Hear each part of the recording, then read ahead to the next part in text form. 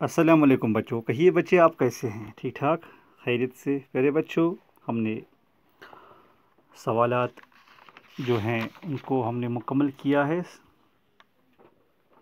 لیکن سوالات سے پہلے الفاظ معنی کو ہم نے نہیں دیکھا تھا۔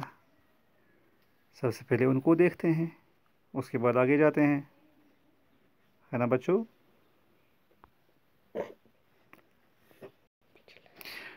جی بچوں، کچھ الفاظ معنی تھے جو ہم سے رہ گئے تھے، ان کو ہم دہرانے کی کوشش کرتے ہیں، اس کے بعد ہم آگے جاتے ہیں۔ پیارے بچوں، الفاظ معنی کیا ہیں؟ وہ یوں ہیں، جیسے کارندے بولتے ہیں کارکن، جو ورکر ہوتے ہیں۔ مصاحب بولتے ہیں، صاحب یصاحب کا معنی ہو، جیسے صحابی ہوتے ہیں۔ مصاحب کا معنی ہو ساتھ اٹھنے بیٹھنے والے لوگ جو ہوتے ہیں، جو آپ کے ساتھ ہوں، آپ کے کلاس میٹ ہوں، آپ کے کلیگ ہوں۔ ڈیرا ڈالنا کا مطلب کیا ہوا؟ قیام کرنا، کسی جگہ ٹھہرنا۔ پھر ہے قردی، کرد قبیلے کا آدمی یا قبیلہ ایران علاق و ترکی میں آباد ہے۔ پھر بعید کا معنی ہوا دور، اپنے کام سے کام رکھنے کا معنی ہوا دوسرے کے معاملات میں دخل نہ دینا۔ ٹھیک ہے بچوں؟ گراں بحری کو کہتے ہیں، ناپسند ناگوار گزرنا۔ عقل سے آری کا مطلب کیا ہوا؟ بے عقل بے وقوف۔ ترک بولتے ہیں ترک قبیلے کا کوئی آدمی، ترکی کا رہنے والا، تو یہ نسبت ہوتی ہے، جیسے ہم کشمیری ہیں، کوئی پنجابی ہے۔ ستمگر کا معنی ہوا ظالم۔ دستبرد کا معنی ہوا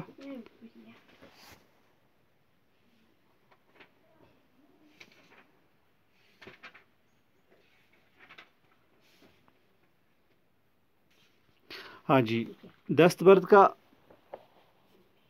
معنی ہوا لوٹ مار، مسلحتاً بلائی کی بنیاد پر، جس میں خیر خائی کا سوچ ہو۔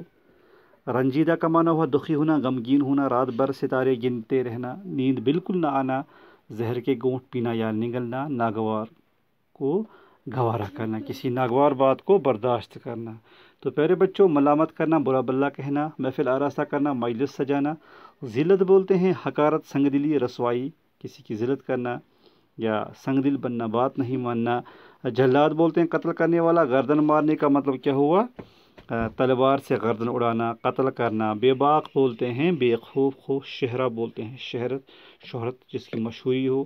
نالا واویلا کرنے والا، عاجز، تنگ، ستمگار، ظلم و ستم کرنے والا۔ ملامت کرنا، برا بلا کہنا۔ ہوش آنا، عقل آنا، سمجھ آ جانا۔ تو پیارے بچوں، یہ تھے کچھ الفاظ معنی جو آپ کو ویسے بھی پتہ ہے۔ تو بچوں، جی بچوں، تو آج سمجھنے کی کچھ باتیں ہیں۔ پہلے بچوں، آپ کو معلوم ہے کہ وہ الفاظ جو کسی اسم کی اچھائی، برائی، کیفیت، مقدار یا حالت کو ظاہر کریں صفت ہیں، ہے نا؟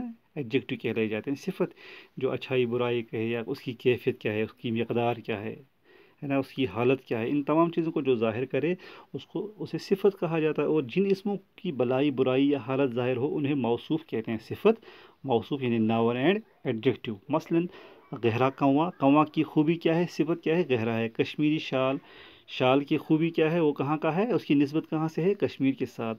بہت دور یعنی مقدار ہے یہاں، دودھ کی کتنی، دور کتنا ہے؟ دودھ بہت۔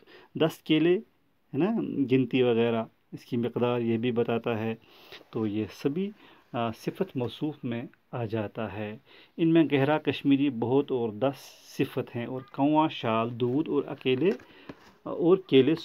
موصوف ہیں۔ تو پیارے بچوں، یہ صفت موصوف کی بات آئی۔ پھر میں ایک بار بتاؤں، صفت وہ ہے جس میں کسی کی اچھائی برائی یا کیفیت، مقدار یا حالت ظاہر کی جائے، صفت کہلایا جاتا ہے۔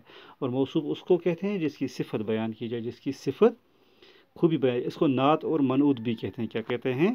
نعت اور منعوت۔ نعت صفت کو کہتے ہیں، منعوت جس کی صفت بیان کی جائے۔ تو پہلے بچوں، آج آپ نے صفت موصوف کو اچھے سے پڑھا۔ لیکن صفت جو ہے اس کی بھی 2 قسمیں ہیں۔ ایک کو بولتے ہیں صفت ذاتی، دوسری صفت ہوتی ہے صفت نسبتی۔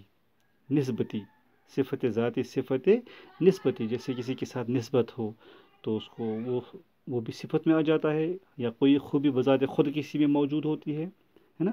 صفت ذاتی بھی آپ نے پڑھا ہے، صفحہ نمبر 96 کو آپ دیکھیے، کہ جس صفت سے کسی چیز کی ذاتی حالت یا فضیلت ظاہر ہو اسے صفت ذاتی کہتے ہیں۔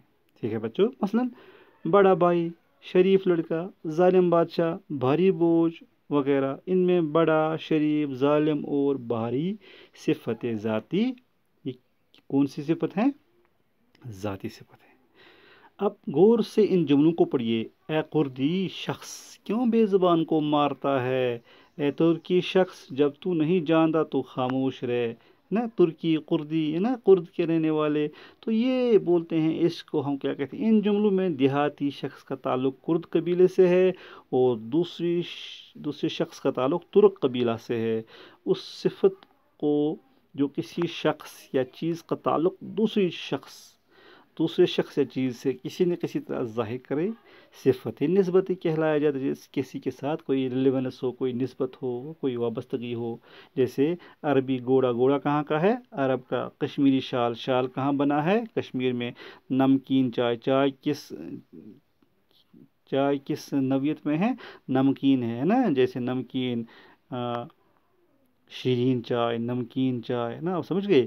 جیسے کوئی بزرگ ہوتا ہے تو روحانی بزرگ، تو اس کی نسبت کس کے ساتھ ہے؟ روحانیت کے ساتھ ہے۔ ان میں عربی، کشمیری، نمکین اور روحانی صفتیں نسبتی ہیں۔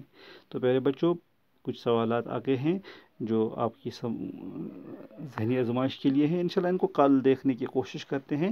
جیسے ہم نے صفت ذاتی، صفت نسبتی کو الگ الگ دیکھنا ہے، تو انشاءاللہ کل کریں گے۔ آج میں فی الحال آپ سے یہیں پہ اور رخصت لیتا ہوں، تو دیجیے اجازت، کل تک پھر آپ سے ملاقات ہوگی۔ گر خدا لا، خدا حافظ۔